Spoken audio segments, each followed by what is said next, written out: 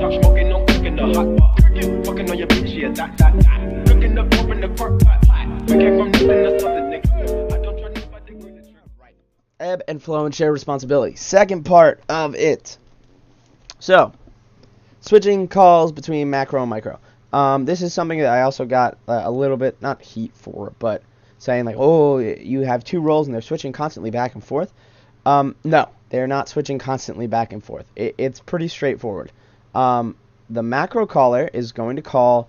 So here, let's have a situation of a game, right? This is before the fight, and this is the first fight, right? We'll just ting that as a fight. Anything that doesn't have a mark over it isn't a fight. This is in between. This is the second fight. Make it a little shorter, second fight. This is kind of large jockey in between. And this is the third and final fight. I don't know. There'd be more than three probably. But you have this, right? Right here, and right here. Macro caller is saying, all right, well, maybe not so much right here because there's no ultimates. But right here and right here, they're going, all right, they use this ultimate. We have this ultimate. What should we use in this upcoming fight? All right? Oh, excuse me. Then, here, and here, and here. During the fight, and at the beginning of the fight, while you're getting position, that's when the micro caller calls. The micro caller is calling, all right, we're moving left, we're going right, we're going up these stairs, blah, blah, blah, blah, blah. And then they're calling the fights during the fights.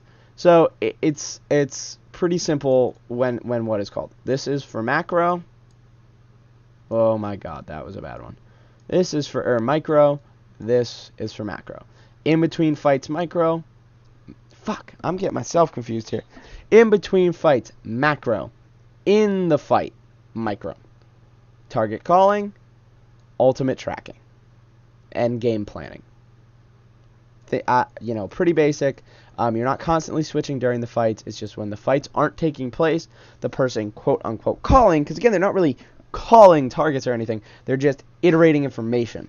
The information is being given by the macro caller in between fights, and during the fights, it's the micro caller calling the targets. Again, this is just another thing. As the fight begins, right, or while the teams are like jockeying for positioning, and looking for openings, that's the micro caller. They're just calling, all right, we're all moving to the right or to the left. Now, again, if you have a tracer, they can kind of go off on their own a little bit if you have divers, but the general core of the team, all right, we're going to move up the stairs and then we'll dive. You know, you're calling where your team is moving as the fight begins, because we imagine, right, let's go in more in-depth breakdown, right? Say a fight already occurred here, right? Let's go in a little bit in the document. This is the in-between.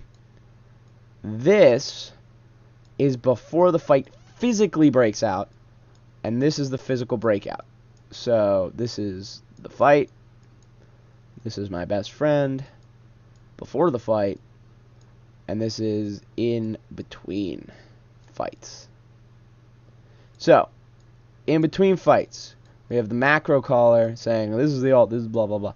This is before the fight breaks out, before there's actually any, big brawl going on. That's still micro, right? Because they're calling where the team is moving, right? Oh, man, I've gotten so much better just today. Look at that. Look how good that looks. God damn.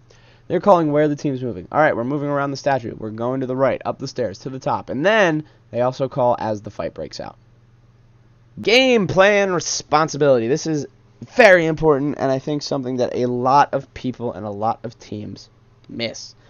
So, game plan responsibility is a combination.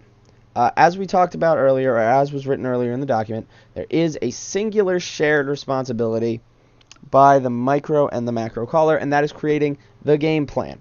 The reason it's shared is very simple. It's just because you're getting information from both the ultimate and how the game plan is going, how the next fight is going to go, right? So, getting a quick sippy sip. What a game plan is the strategy that your team will be implementing in the next team fight. So, what is an example of a game plan here? Oh, shit, I have one written down. Look at that. I'm good.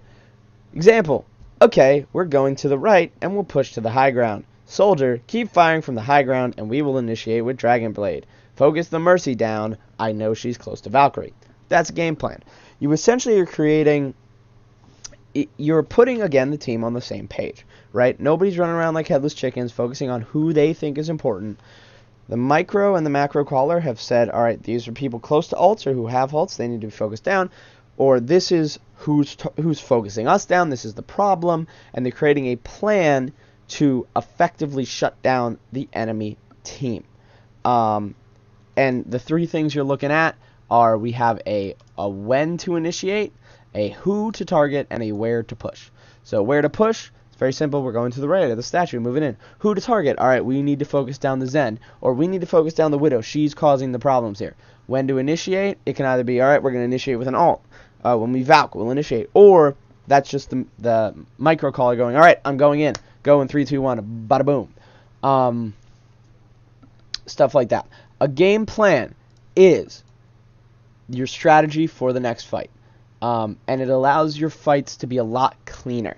If you don't have a plan, a lot of your fights are going to devolve into brawls, which is not good, especially if you're like attacking.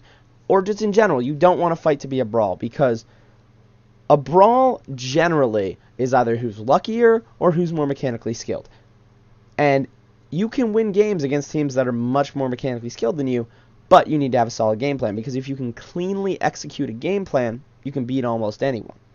Right? As long as you have a game plan that's better than their game plan.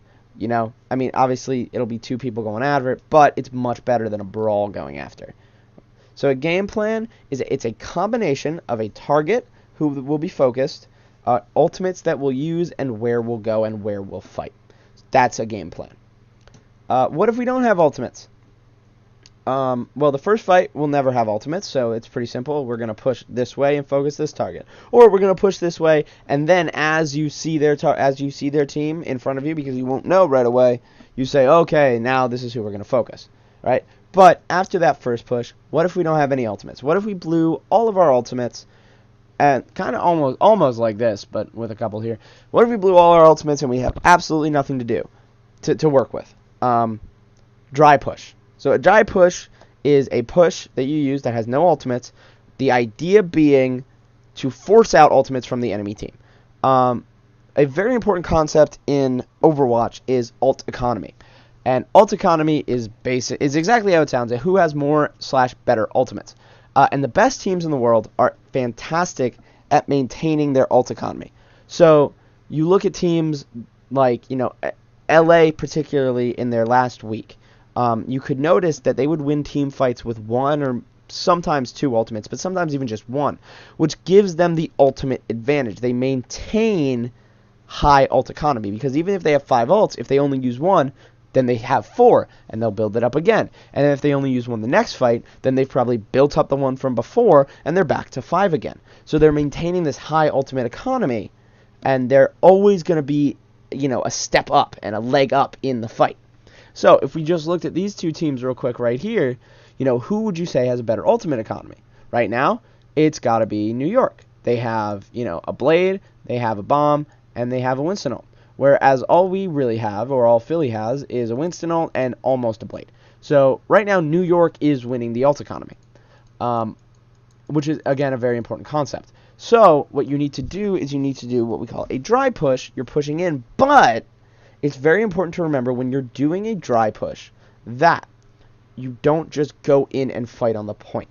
You have to specifically attempt to draw out the enemy ultimates. So you need to put the enemy in a position where they can only win the fight if they use ultimates. For example, like the example I have here, we're going to be jumping on the Zen because we know he has Trance, so we'll try to build up Blade, we'll force Trance out, and then we'll Blade the next fight.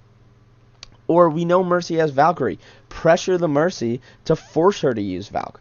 Or get Winston low. Force him to use Primal Rage. Things like this.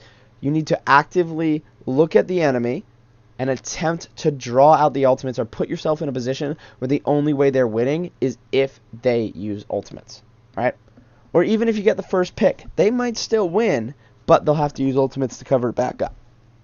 So, that's an important. You're trying to even out the ult economy. Two important points. Do not stagger on the point.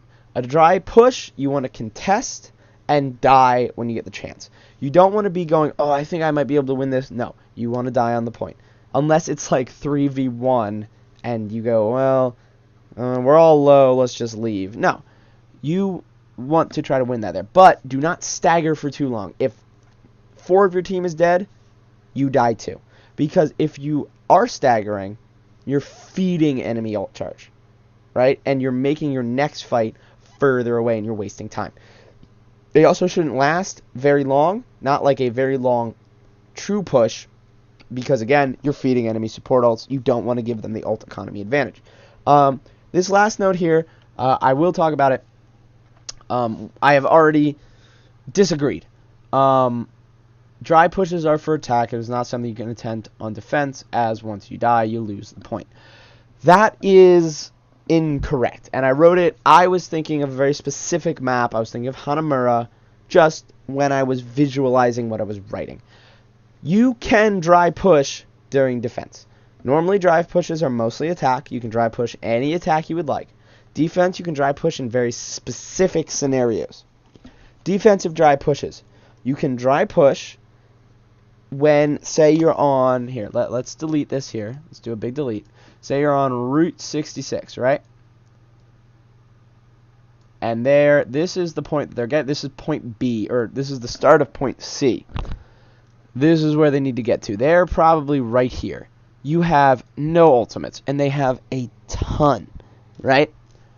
You are okay to dry push this defense, because what you can do is if you come out, they're so close, they'll have to use ultimates in order to get it to that final push, because their spawns are so far away. They're forced to use ultimates in this situation. So you gain ultimates, they lose ultimates, and then you have a much better ult economy for the point C hold, which is much easier to hold than point B or point A. So you can dry push on defense on things like payload maps, right? You can also dry push on attack, or on defense on King of the Hill. Again, very particular situation. You have to dry push, quote unquote, when you're at 99 or almost at 99, and they are not at 99. They are at like 50, right? If you dry push and force it to overtime, right, where you'll win because you have a control of the point, you're on defense. If you dry push and force out ultimates from them so they can take the point so they don't lose the 99, then the next fight you're banking on a full win because you have tons of ultimates. Those are the two situations where you can do a dry push on defense. Again, very particular. I just wrote this when I was thinking of a particular map, and that's just the way it kind of ended up. What if our game plans aren't working? You have to first figure out why it's not working. You have to, and again, it takes a lot of practice to know why things aren't working. But there are specific things you need to look for. Is something countering your composition so heavily that you need to switch, that no matter what your game plan is, it won't work? You know, if you're running 3-3 and they have a Pharah that's really bugging you, or you're running Brig and they have double snipers and you just can't touch them, you might need to consider switching your composition. And again, when you switch compositions, it's not random. You have to make sure that the comp still works, right? So if you're, you know, if you're running standard dive and then one of your guys switches to McCree because there's a tracer bugging you, that McCree is still going to be a bad pick because he can't follow up on a dive, right? Because he's left very vulnerable in a dive composition, right? You need to change the entire composition, or most of the composition, in order to get what you want to. You're changing basically the goal of the composition, right? Like, say you're running dive, but they're running, you know, a Brigade or a Pharah. Say they're running Pharah, right? And you're running dive and you're having problems. You could switch just one of your characters to a Pharah or a Widow, and you're still running dive, but you're changing the entire game plan. The game plan isn't full on dive. It's to wait for the Widow to get a pick or wait for the Widow to do damage, then dive, right? You just have to make sure that when you make the swap, it makes sense for either the composition you have or a composition you are planning to create. It is also important to note it is okay to switch even if you have your ultimate. A lot of people, this happens even in competitive, not just competitive, but even in like scrims. People don't want to switch if they have ult. And I've seen people hold ult for an entire attempt to retake a King of the Hill point and never get a chance to use their ult. If you are getting countered, your ultimate is not as valuable as re-countering and being able to have an actual working composition, right? Because your ultimate is good for one fight. you win one fight with your ultimate. And ultimates are great at that. They're in a fantastic win condition, which is another thing I will talk about in a second. It's down here, so I will talk about it in a second. They're a fantastic win condition, but changing your composition could be beneficial for the rest of the point, not just the fight. So it's important to think long term there. So you can switch if you have ultimates. It's also possible you're not focusing the right target. The Widowmaker could be the one causing problems, but you should whittle down a Zen, so you always go for the Zen and your Widow picks off, or the Widow picks off their backline. If that's happening, you need to be able to quickly switch who you're focusing down, who the problem is. That is another reason your game plan might not be working. Now, another thing that was brought up to me, you should not be always switching. There are a lot of situations where you are losing because your game plan isn't right, but your team composition is. And it's important to stick to a composition a lot of times, especially in scrims, when you can learn how to counter another composition that's maybe not hard countering you, but you're having a tough time with. So don't always immediately go for the switch. Like, in the first fight, if you die, maybe you can go for a switch if you know it's going to be tough, right? If they have a Pharah and you have triple support, triple tank, and you go, all right, we know we want a Widowmaker, that's fine. But if, you die first, and it was just kind of a random death, don't switch to counter whatever killed you, because you might not know if that's worth it. You haven't attempted to take the point with the composition that you have, and a lot of the time it's beneficial to learn how to break a point using the composition you have. Learning how to work the composition against multiple different compositions. Because you need to learn how it functions and how to successfully implement it and not just switch all the time. So you can switch, but don't get switch happy. Next, we couldn't create a solid game plan and lost. Or we did create a solid game plan, but we still lost. How can I get better? Firstly, it's okay to lose. Losing is you don't learn when you win, you learn when you lose. So it's important to lose. The best way to do it is you need to practice and you need to look at your own gameplay. Record every scrim that you have, every VOD, every match, and look back on it.